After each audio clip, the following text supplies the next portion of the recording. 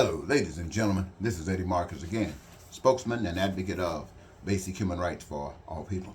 This is a Friday. I believe it's the 31st, the last day in the month of March. And this is the month that I was born in. Great month, like they all are. But what I want to do, ladies and gentlemen, is take a time out and share with you why I am constantly coming to you, sharing with you. I'm constantly coming to you, sharing with you, because the message that I bring is a message that you need, you want, and you desire. You don't know it. I come to you because we as a people living on earth are lost. And we have been sold a bill of goods, all kinds of goods. And we have purchased and accepted every form. And every form that is expressive and received by we the people is a form of system or government or whatever that is robbing us of the life, of the sustenance, of that energy, of that spirit that was given to us in the very beginning. Now, what am I saying to you? I don't have but a few minutes to say it, ladies and gentlemen, so I'm going to miss a lot of stuff, but I got it on other videotapes, so if you're concerned and interested, just flip back through those other videotapes and you'll get the message. But here's what I want you to know. There is a God. I know many of us don't believe it, and that's okay. We cannot believe it if we want to. That's our choice. But there is a God. Anybody that walks about on this earth, breathe this air, walk around in a body, and believe that they're not a God, hey, what can we say? But for those same reasons, we must understand that there is a God. So we were made as this earth was made by this God. This earth was put here, and it possessed all of the things that living things on this earth would require for their sustenance as far as survival and the things that they were designed to do. We don't worry too much about those other things, but we the people, we worry about that quite often. Because for one thing, our number one concern here is to survive. And we know what those survival things are. But we have been deceived into the way we utilize those things. So I want to take us back.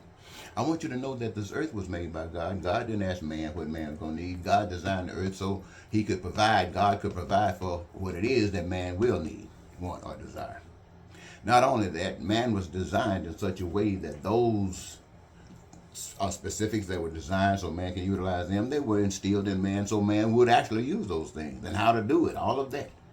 And how to do it was, and doing it was split up between all humankind, allowing each one to have a purpose, have a particular career or objective or job that they can engage themselves in when they come on this earth. Nobody just comes on this earth just to be a vagabond and just hang around. Trash. No, we come here to do something. Most of us don't know it. We're just here. We never know what we came here to do. We came here to create.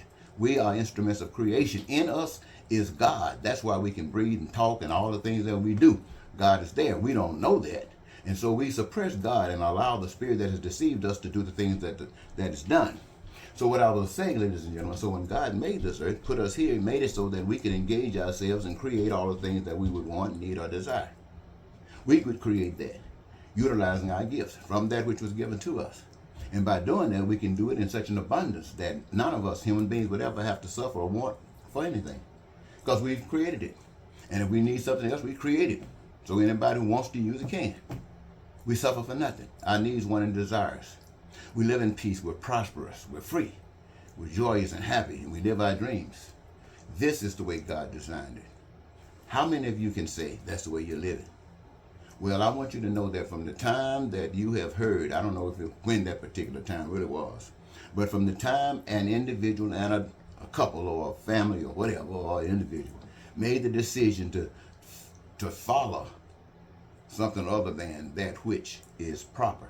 See, let me tell you about this choice thing. Choice. When you hear it said that God has given humans choice, you got choice. What does that mean?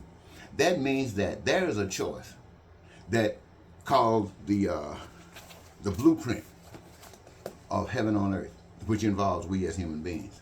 It's already designed. Now, that we can keep that. That's a choice.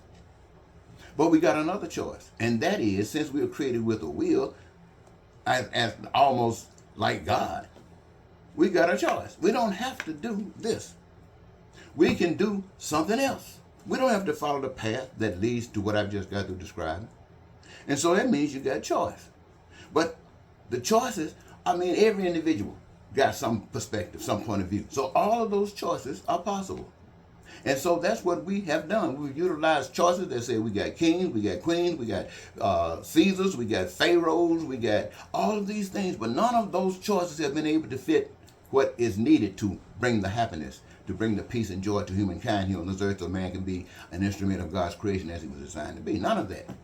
Okay, but we keep reducing. We've on this earth, making choices outside of God. We've chosen democracy. We've chosen capitalism, whatever they might be connected. We've chosen communism, socialism, might be connected. We've chosen dictatorships and everything that you can imagine. And they all represent the other. Better, not God, but a different one. And you can see what democracy is. We might not know too much about those other things except what we've read. And we can't even bank on that. But we do know what's happening here. God has been blessed. We've been blessed by God to see exactly what that means. We see how a group of people come on the scene and project a lie. Come on the scene. Let's use this political stuff that's before us right now. Come on the scene and project that the Democrats are cheaters. Now, before I get in, I want you to know the Democrats and the Republicans are both under the control of the devil. Let's get that straight. So I'm not trying to say anyone is so much better than the other. But anyway, they come in, as the Republicans do, and project that the Democrats are thieves and make you have all the distrust in the Democrats. Now you focusing on the Democrats.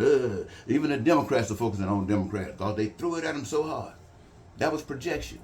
Now these other folks who were throwing that stuff out, they had nothing to offer. But they knew what they were doing. They didn't come to offer anything.